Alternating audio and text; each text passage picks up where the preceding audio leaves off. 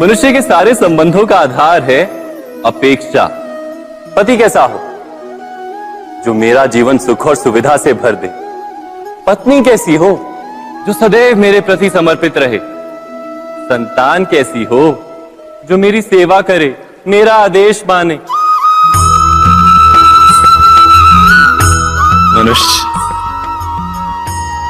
मनुष्य उसी को प्रेम भी कर पाता है जो उसकी अपेक्षा पूर्ण करता है। और अपेक्षा की तो नियति है भंग होना। कैसे? क्योंकि अपेक्षा मनुष्य के मस्तिष्क में जन्म लेती है। कोई अन्य व्यक्ति उसकी अपेक्षाओं के बारे में जान ही नहीं पाता। पूर्ण करने की प्रामाणिक इच्छा हो तब भी कोई मनुष्य किसी की अपेक्षाओं को पूर्ण नहीं कर पाता। और वहां से जन्म लेता है संघर्ष। सारे संबंध संघर्ष में परिवर्तित हो जाते। पर मनुष्य अपेक्षा को संबंध का आधार ना बनाए और स्वीकार करे केवल संबंध का आधार, तो क्या ये जीवन स्वयमेव सुख और शांति से नहीं भर जाएगा? स्वयं विचार कीजिएगा।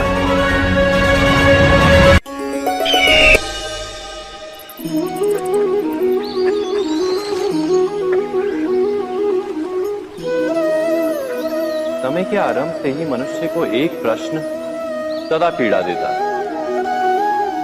कि वो अपने संबंधों में अधिकतम सुख और कम से कम दुख किस प्रकार प्राप्त कर सकता है। क्या आपके सारे संबंधों ने आपको संपूर्ण संतोष दिया है? विचार कीजिए। हमारा जीवन संबंधों पर आधारित है। हमारी सुरक्षा संबंधों पर आधारित है। इसी कारण हमारे जीवन के सारे सुखों का आधार भी संबंध है। किंतु फिर भी हमें संबंधों में ही अधिकतर दुख क्यों प्राप्त होते हैं? सदा ही संघर्ष भी संबंधों से ही उत्पन्न क्यों हो जाते हैं? कभी विचार किया है?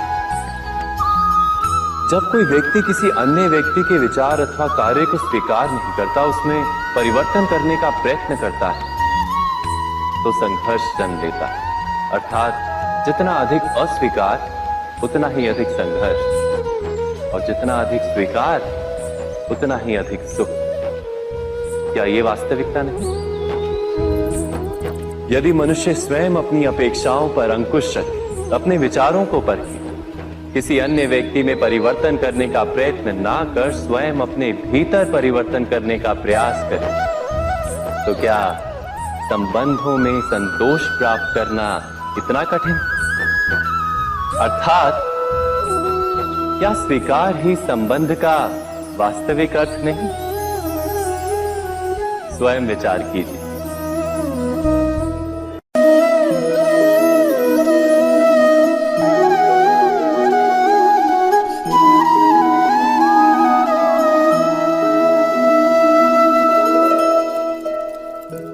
जब किसी व्यक्ति को किसी घटना में अन्याय का अनुभव होता है, तो वो घटना उसके अंतर को झकझोर देती। समस्त जगत उसे अपना शत्रु प्रतीत होता है। अन्याय लगने वाली घटना जितनी बड़ी होती है, मनुष्य का हृदय भी उतना ही अधिक विरोध करता है। उस घटना के उत्तर में वो न्याय मांगता है, और ये योग्य भी है। वास्तव में समाज में किसी भी प्रकार का अन्याय व्यक्ति की आस्था और विश्वास का नाश है। किंतु ये न्याय क्या है? न्याय का अर्थ क्या है? अन्याय करने वाले को अपने कार्य पर पश्चाताप हो और अन्याय भुगतने वाले के मन में फिर से विश्वास जगे समाज के प्रति। इतना ही अर्थ है ना न्याय का। किंतु जिसके हृदय में धर्म नहीं होता, वो न्याय को छोड़कर बैर और प्रतिशोध को अपनाता है। हिंसा के बदले प्रतिहिंसा की भावना लेकर चलता है। स्वयं भोगी हुई पीड़ा से कहीं अधिक पीड़ा देने का प्रयत्न करता है और इस मार्ग पर चलते अन्याय को भुगतने वाला स्वयं अन्याय करने लगता है। शीघ्र ही वो अपराधी बन जाता है, अर्थात न्याय और प्रतिशोध के बीच बहुत कम अंतर होता है और इसी अंतर का नाम है धर्म। क्या ये सत्य नहीं? स्वयं विचार कीजिए। दो व्यक्ति जब निकट आते हैं तो एक दूसरे के लिए सीमाएं और मर्यादाएं निर्मित करने का प्रयत्न अवश्य करते हैं। हम यदि सारे संबंधों पर विचार करें तो देखेंगे कि इन सारे संबंधों का आधार यही सीमाएं हैं जो हम दूसरों के लिए निर्मित करते हैं। और यदि अनजाने में भी कोई अन्य व्यक्ति इन सीमाओं को तोड़ता है तो उसी क्षण हमारा हृदय क्रोध से भर जाता है। इन सीमाओं का वास्तविक रूप क्या है? क्या हमने कभी विचार किया? सीमाओं के द्वारा हम दूसरे व्यक्ति को निर्णय करने की अनुमति नहीं देते, अपना निर्णय उस व्यक्ति पर थोपते, अर्थात किसी की स्वतंत्रता का अस्वीकार करते हैं। और जब स्वतंत्रता का अस्वीकार किया जाता है तो उसका हृदय दुख से भर जाता है और जब वो सीमाओं को तोड़ता है तो हमारा हृदय क्रोध से भर जाता है। क्या ऐसा नहीं होता?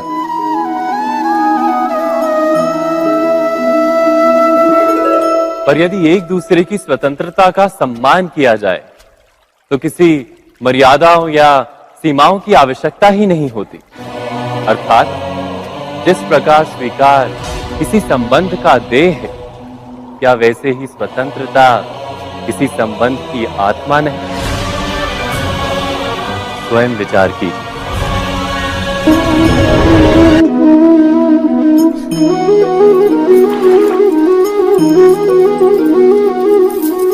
पिता सदा ही अपने संतान के सुख की कामना करते हैं, उनके भविष्य की चिंता करते रहते हैं।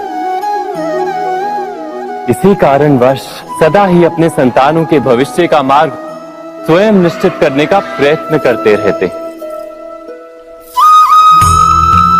जिस मार्ग पर पिता स्वयं चला है, जिस मार्ग के कंकर पत्थर को स्वयं देखा है, मार्ग की छाया, मार्ग की धूप को स्वयं जाना है, उसी मार्ग पर उसका पुत्र भी चले, यही इच्छा रहती है हर पिता की। निसंदेह उत्तम भावना है ये,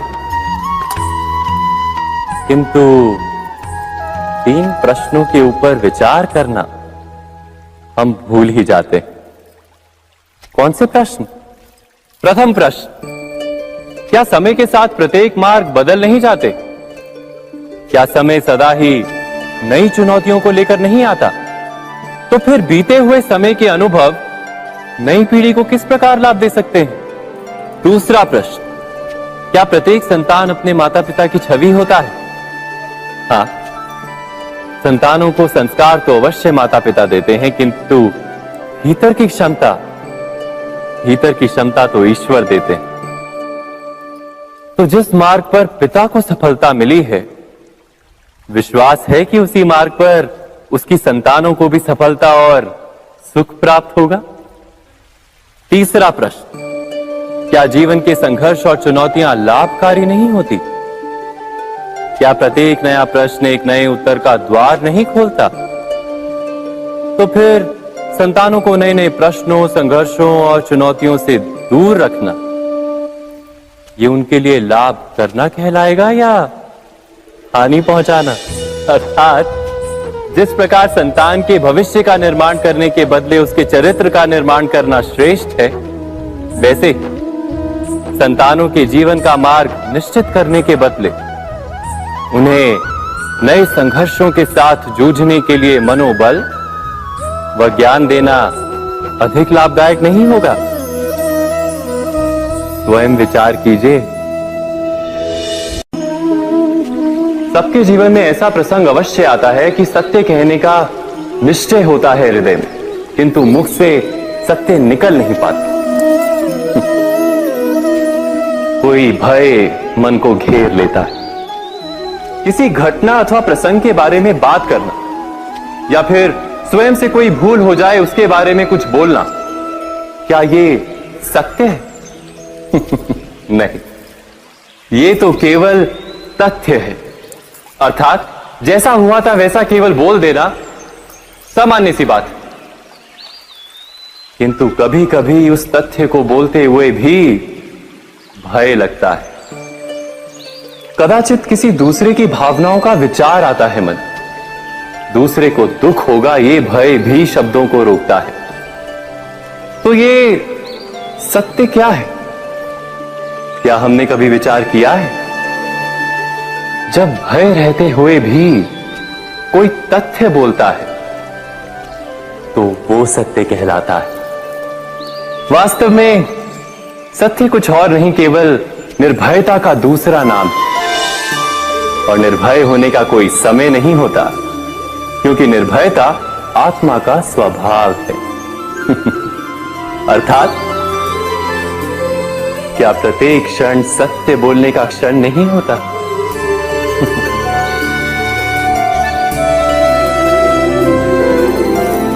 स्वयं विचार कीजिए। जब भी किसी की आशा और इच्छा भंग होती है तो उसका हृदय क्रोध से भर जाता है। जिस व्यक्ति को वो अपना अपराधी समझता है उसे दंड देने का प्रयत्न करता है। पर क्या हमारी इच्छा या आशा का भंग होना क्या सदा ही किसी का अपराध होता है? इच्छाओं के अपूर्ण रहने के तो कई कारण हो सकते हैं। कुछ तो संजोग के कारण अधूरी रह जाती हैं और कुछ नियति के कारण। और कभी कभी इच्छाओं का स्वरूप ही ऐसा होता है कि वो पूर्ण नहीं हो पाती। बिना परिस्थिति पर विचार किए किसी को अपराधी मान लेना न्याय नहीं, प्रतिशोध है। न्याय का आधार तो दया है, करुणा है, और प्रतिशोध का आधार क्रोध, अहंकार। अर्थात हृदय में करुणा धारण किए बिना किसी के अपराध के विषय में विचार करना, किसी को दंड देना, क्या अपने आप में ही अन्याय नहीं? स्वयं विचार कीजिए।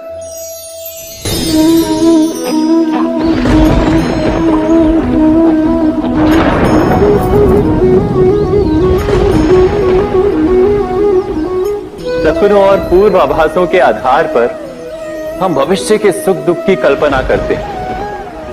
भविष्य के दुख का कारण दूर करने के लिए हम आज योजना बनाते हैं। किंतु कल के संकट को आज निर्मूल करने से हमें लाभ मिलता है या हानि पहुंचती है? ये प्रश्न हम कभी नहीं करते। सत्य तो ये है कि संकट और उसका निवारण साथ जन से, व्यक्ति के लिए भी और सृष्टि के लिए भी। नहीं, आप अपने भूतकाल का स्मरण कीजिए, इतिहास को देखिए। आप तुरंत ही ये जान पाएंगे कि जब जब संकट आता है तब तब उसका निवारण करने वाली शक्ति भी जन्म लेती है। यही तो जगत का चलन है। वस्तुतः संकट ही शक्ति के जन्म का कारण है। प्रत्येक व्यक्ति जब संकट से निकलता है तो एक पद आगे बढ़ा होता है, अधिक चमकता है, आत्मविश्वास से अधिक भरा होता है, न केवल अपने लिए अपितु विश्व के लिए भी। क्या ये सत्य नहीं? वास्तव में संकट का जन्म है एक अवसर का जन्म, अपने आप को बदलने का, अपने विचारों को ऊंचाई पर करने का अवसर, अपनी आत्मा को बलवान और ज्ञान मंडित बनाने का अवसर। जो ये कर पाता है उसे कोई संकट नहीं होता, किंतु जो ये नहीं कर पाता वो तो स्वयं एक संकट है विश्व के लिए। विचार कीजिए।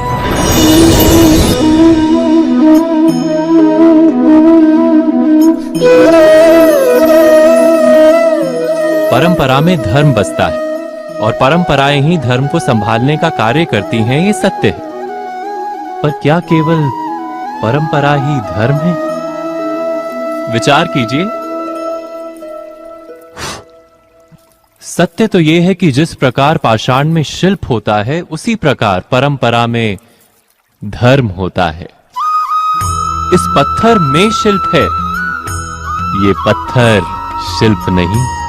शिल्प को उजागर करने के लिए उसे तोड़ना पड़ता है, अनावश्यक भागों को दूर करना पड़ता है। ठीक उसी प्रकार परंपराओं में धर्म ढूंढना पड़ता है। जिस प्रकार इंद्र पूजा की परंपरा को तोड़कर गोवर्धन पूजा का धर्म ना ढूंढा जाता, तो यादवों को उनकी मुक्ति का मार्ग नहीं मिल पाता। अर्थात परंपरा को पूर्णता छोड़ देने वाला धर्म से वंचित रह जाता है, और परंपरा का अंध अनुकरण करने वाला भी धर्म को प्राप्त नहीं कर पाता। कहते हैं हंस के पास नीर क्षीर विवेक होता है। दूध में मिले पानी को छोड़कर केवल दूध ही ग्रहण करता है। तो क्या सच्चा धर्म प्राप्त करने के लिए हृदय में ज्ञान से जन्मा विवेक आवश्यक है? और ऐसे विवेक के बिना जिसे धर्म मान भी लिया जाए, जो वास्तव में धर्म ना भी हो, ऐसा भी तो हो सकता है। स्वयं विचार कीजिएगा।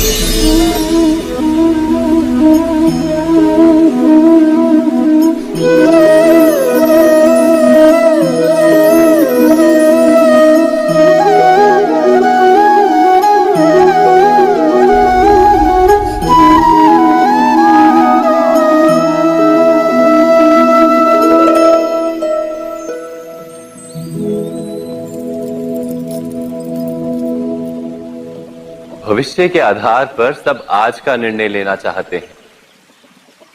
भविष्य में सुख मिले, भविष्य सुरक्षित हो, ऐसे निर्णय आज लेने का प्रयत्न रहता है सबका। आप अपने जीवन को देखिए। क्या आपके अधिकतर निर्णय के पीछे भविष्य का विचार नहीं होता? और हो भी क्यों ना, अपने जीवन को सरल और सुखमय बनाने का प्रयत्न करने का अधिकार सबका है। पर भविष्य तो कोई नहीं जानता, केवल कल्पना ही की जा सकती है। तो जीवन के सारे महत्वपूर्ण निर्णय कल्पनाओं के आधार पर ही करते हैं हम। क्या निर्णय करने का कोई तीसरा मार्ग हो सकता है? विचार कीजिए। सारे सुखों का आधार धर्म है, और वो धर्म मनुष्य के हृदय में बसता है।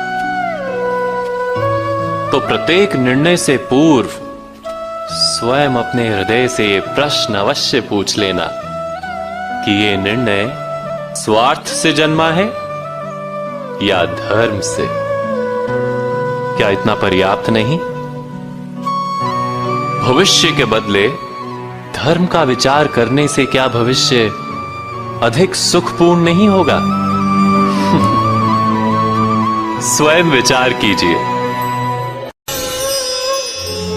व्यक्ति को जब उसके अपराध का दंड मिलता है, तब कभी कभी उस न्याय को देखकर मन कचोटता है। प्रश्न उठता है हृदय में कि जब वो अपराध हुआ था, तब व्यक्ति भिन्न था। उसके पश्चात उसने इतने पश्चाताप किए, स्वयं में इतना परिवर्तन किया, फिर उसे दंड क्यों मिले?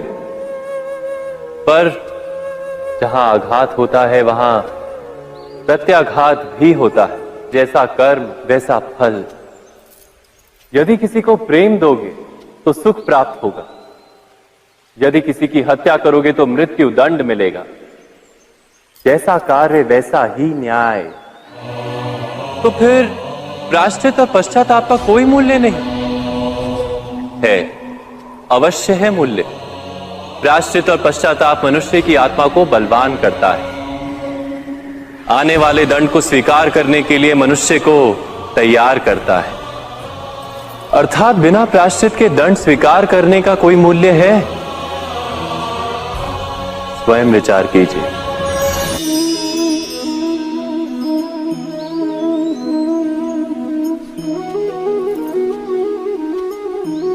जब अपने किसी अच्छे कार्य के उत्तर में दुख प्राप्त होता है अथवा किसी को उसके दुष्ट कार्य में सुख मिलता है, तो मन अवश्य ये विचार करता है कि अच्छा कार्य करने का, धर्म के मार्ग पर चलने का तात्पर्य क्या है।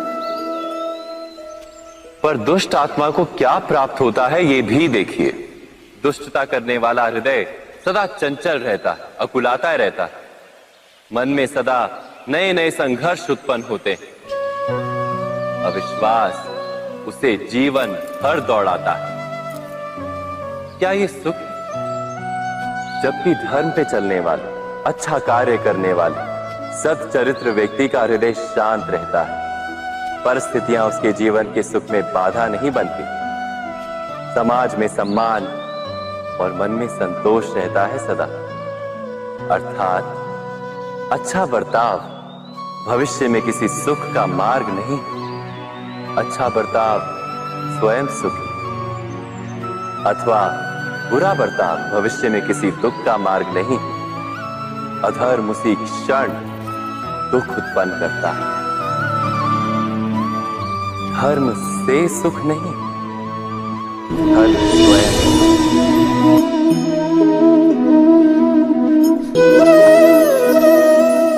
सत्ता की लालसा सबके हृदय को घेरे रहती है। प्रत्येक व्यक्ति अपना एक राष्ट्र निर्मित करने का प्रयत्न अवश्य करता है।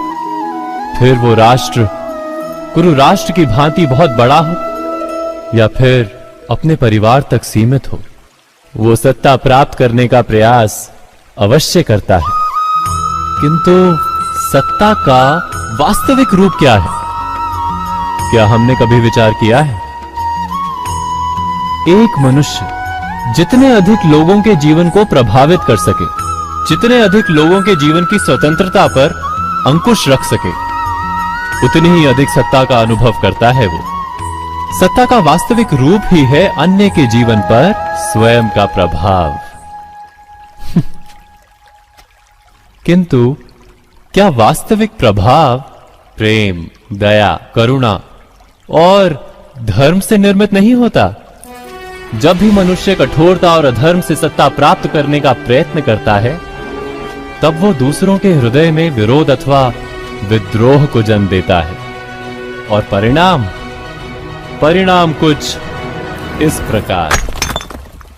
हां, कुछ समय के लिए वो स्वयं को प्रभावी और शक्तिशाली अवश्य पाता है, किंतु वो वास्तविक सत्ता नहीं।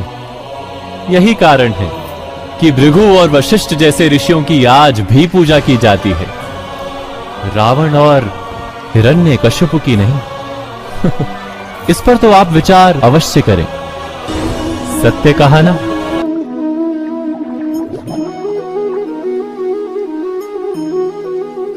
इस संसार में आने वाला प्रत्येक बालक संपूर्णतः संस्कार रहित होता है।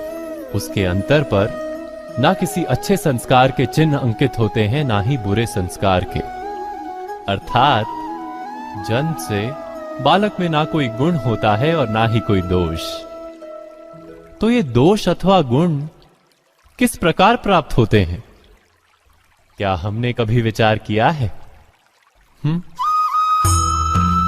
जो बात माता पिता के मुख से निरंतर सुनी जाती है, वही बात उनकी संतानों के हृदय का संस्कार बनती है। जैसे किसी गांव में नदी तट तक एक पगडंडी बन जाती है केवल उस मार्ग पर बार बार चलने के कारण। अर्थात माता पिता के हृदय की इच्छाएं उनकी संतानों के हृदय का दोष अथवा गुण बनकर जन्म लेती हैं। क्या ये सत्य नहीं?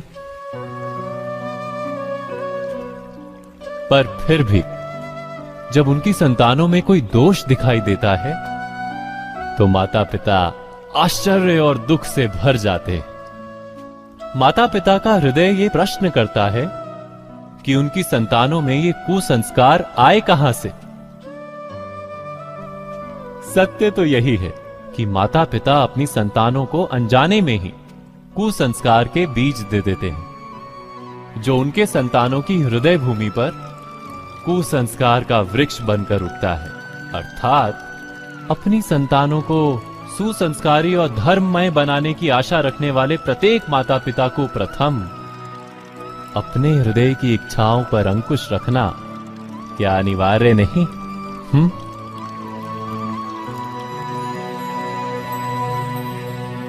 प्रत्येक माता पिता इस पर विचार अवश्य कीजिएगा।